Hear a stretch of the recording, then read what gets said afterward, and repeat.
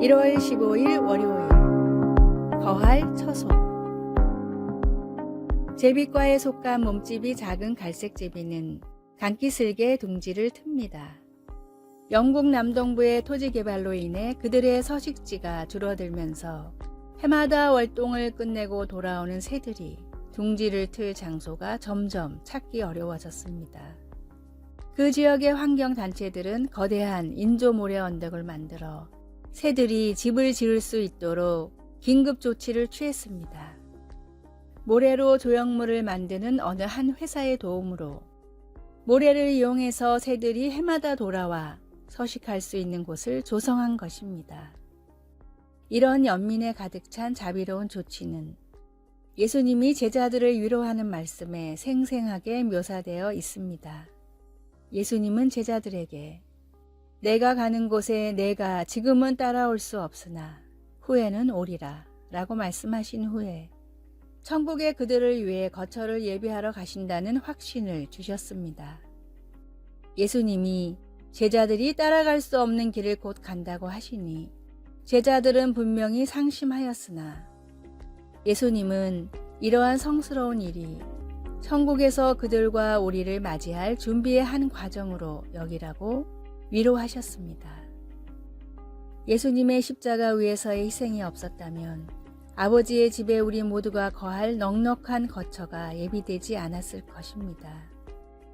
우리에 앞서 예비하러 가신 그리스도께서는 주님의 희생으로 주님과 함께 거할 수 있음을 믿는 사람들을 데리러 다시 오실 거라는 것을 확신시켜 주십니다.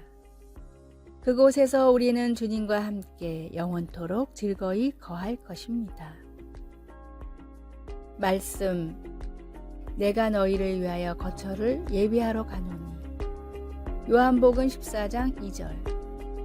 찬송 249장. 주 사랑하는 자 다 찬송할 때에. 기도, 예수님, 저를 위하여 주님과 함께 천국에 거할 거처를 예비하여 주시니 감사합니다.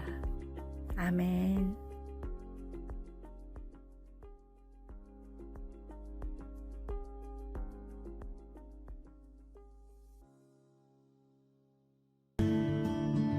(1월 16일) 화요일.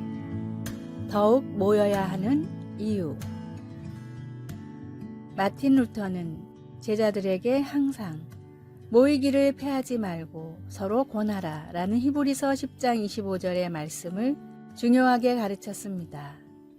그 이유는 사람은 혼자 있을 때 죄를 지으며 우리는 연약하기 때문에 서로를 향한 권면과 기도로 붙들어줘야 하기 때문입니다. 마틴 루터는 이 말씀을 다음과 같이 가르쳤습니다. 대부분의 죄는 혼자 있을 때 짓게 되며 큰 죄일수록 더욱 그렇다. 하와가 혼자 있을 때 마귀가 찾아와 유혹했다. 대부분의 사람들은 혼자 있을 때 살인을 저지르고 물건을 훔치고 성적인 죄를 저지른다. 마귀는 고독을 이용해 사람들을 잘못된 길로 이끄는 속성이 있기 때문이다. 성도들이 함께 모여 있게 되면 부끄러워서라도 죄를 짓지 못한다. 예수님은 두세 사람이 주님의 이름으로 모인 곳에 함께 하신다고 말씀하셨다. 주님이 계신 곳에서 어찌 죄를 짓겠는가? 나 역시 혼자 있을 때 죄를 짓는다. 하나님은 우리를 교제하도록 지으셨고 혼자 있게 짓지 않으셨다. 끼리끼리 모인다는 말이 있는 것처럼 주님이 다시 오실 그날이 다가올수록 우리는 함께 모여 찬양하며 주님의 이름을 높이는 일에 힘써야 합니다. 혼자 있는 나의 모습이 어떤지 점검하고 죄를 멀리하며 거룩한 모임으로 더욱 은혜만을 구하십시오. 말씀, 모이기를 패하는 어떤 사람들의 습관과 같이 하지 말고 오직 권하여 그날이 가까움을 볼수록 더욱 그리하자. 히브리서 10장 25절. 찬송 223장. 하나님은 우리들의. 오늘의 만나. 함께 모여 찬양하며 주님을 높이게 하소서. 나는 혼자 있을 때 주로 어떤 일을 하는지 점검해 봅시다.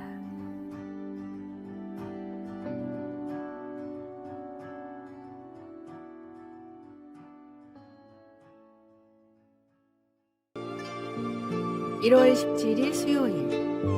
넉넉히 이기는 자. 어느 아버지가 아들의 유소년 축구팀을 지도하는데 같은 팀원들에게 연말 파티를 베풀어주고 시즌 동안 아이들의 기량이 향상된 것을 칭찬해 주었습니다. 가장 어린 선수 중 한 명인 아이가 파티 중에 아버지에게 와서 말했습니다. 우리 오늘 경기에 지지 않았어요? 맞아, 우리가 졌어. 하지만 최선을 다한 내가 자랑스러워 라고 말했습니다. 알아요. 그래도 우리가 졌잖아요. 그렇죠? 이렇게 되물었습니다. 아버지는 그렇다고 고개를 끄덕였습니다. 아이가 물었습니다. 그런데 왜 이긴 것처럼 기분이 좋죠?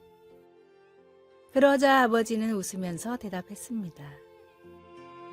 그건 내가 승자이기 때문이야. 질문을 했던 아이는 경기에서 지는 것은 최선을 다했음에도 불구하고 실패라고 생각했었습니다. 예수님을 믿는 우리에게 경기라는 것은 단지 운동에만 국한되지 않습니다.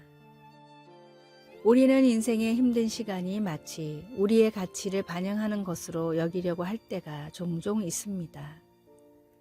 바울 사도는 현재의 고난과 하나님의 자녀로서 누릴 미래의 영광 사이의 연관성을 보증해 주었습니다. 우리를 위해 자신을 내어주신 예수님은 우리가 죄와 싸우는 동안 계속해서 우리를 위해 일하시고 주님과 닮도록 변화시켜 주십니다. 비록 우리가 모두 고난과 박해를 당할지라도 하나님은 변함없는 사랑으로 우리가 감내하도록 도우십니다.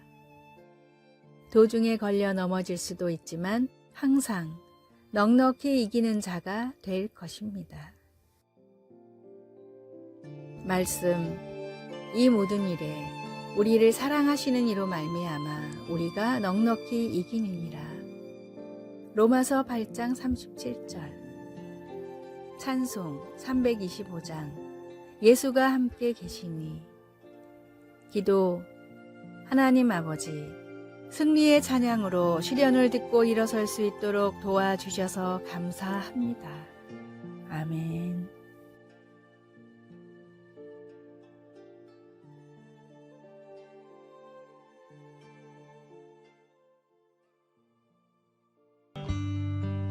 (1월 18일) 목요일. 목적지가 어디인가? 이상한 나라의 앨리스의 주인공인 앨리스가 숲길을 지나다 길을 잃었습니다. 어떤 길을 선택해도 계속해서 같은 갈림길이 나와 한참을 헤매던 앨리스는 우연히 채셔 캣이라는 지혜로운 고양이를 만납니다. 갈림길 사이에 서 있는 채셔 캣에게 앨리스는 지름길을 물었습니다. 내가 어느 길로 가야 하는지 알려줄 수 있어? 물론이야. 그런데 너는 어디로 가고 싶은데? 앨리스는 곰곰이 생각하다가 대답했습니다. 아무 길이나 상관없어. 그럼 어느 길로 가도 답은 없어. 채셔 캣은 앨리스가 원하는 곳이라면 어디로든 지름길을 만들어 줄 수 있는 능력이 있었지만 앨리스가 어디로 가야 할지 몰랐기에 길을 알려줄 수 없었습니다. 우리의 인생은 어떻습니까? 어디서 태어나 어느 곳을 지나 어느 곳을 향하고 있습니까? 하나님과 함께하지 않는 허무한 인생은 죽음이라는 종착지에 다다라 정답을 찾지 못하는 길 잃은 인생과 같습니다. 구원을 받았다는 것은 주님을 믿고 의지한다는 뜻이며 살아야 할 이유를 발견했다는 뜻이며 향해야 할 목적지를 찾았다는 뜻입니다. 짧은 인생이지만 하나님의 손을 붙잡고 천국이라는 본향을 향해 걸어가십시오. 말씀, 주께서 나를 모든 악한 일에서 건져내시고 또 그의 천국에 들어가도록 구원하시리니 그에게 영광이 세세 무궁토로 있을지어다. 아멘. 디모데후서 4장 18절. 찬송. 어디든지 예수 나를 이끌면. 오늘의 만나.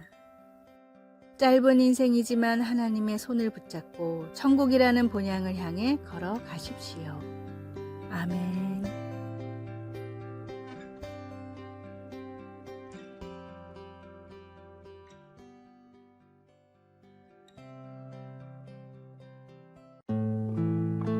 (1월 19일) 금요일. 그들이 배부를 것이며. 1960년대 미국 민권운동이 정점에 달했을 때 마틴 루터킹 목사가 암살당하는 충격적인 사건이 일어났습니다. 하지만 불과 나흘 뒤 그의 미망인 코레타 스코킹 여사가 용감하게 그의 남편을 이어 평화적인 시위를 이끌었습니다. 정의를 향한 깊은 열정이 있었던 코레타는 여러 가지 대의를 위해 싸웠던 맹렬한 투사였습니다.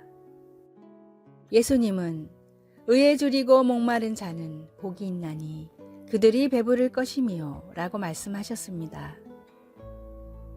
언젠가 하나님이 공의를 이루시고 모든 잘못을 바로 잡으실 것이지만 그때까지 우리에게는 코레타처럼 하나님의 정의를 이 땅에 이루는 일에 동참해야 할 때가 있습니다. 이사야 58장은 하나님의 백성들이 무엇을 해야 하는지를 그림처럼 생생하게 보여줍니다. 흉악의 결박을 풀어주며 압제당하는 자를 자유하게 하며 줄인 자에게 내 양식을 나누어 주며 유리하는 빈민을 집에 들이며 헐벗은 자를 보면 입히며 도움이 필요한 사람들을 피하여 스스로 숨지 말라. 억압받고 소외된 자들을 위해 정의를 추구하는 것은 우리의 삶이 다시 하나님께로 향하는 한 방법입니다. 오늘 하나님의 도움으로 우리 안에 이 땅에서 그분의 공의를 이루려는 갈망이 키워질 수 있기를 바랍니다. 우리가 하나님의 방식과 그분의 능력으로 정의를 추구할 때 우리가 만족하게 될 것이라고 성경은 말합니다. 말씀, 의에 줄이고 목마른 자는 복이 있나니 그들이 배부를 것이며. 마태복음 5장 6절. 찬송 462장. 생명 진리 은혜 대신. 기도. 정의를 향한 갈망을 갖게 해주소서. 옳은 일을 행하시는 하나님의 사역에 참여할 수 있게 도와주소서. 아멘.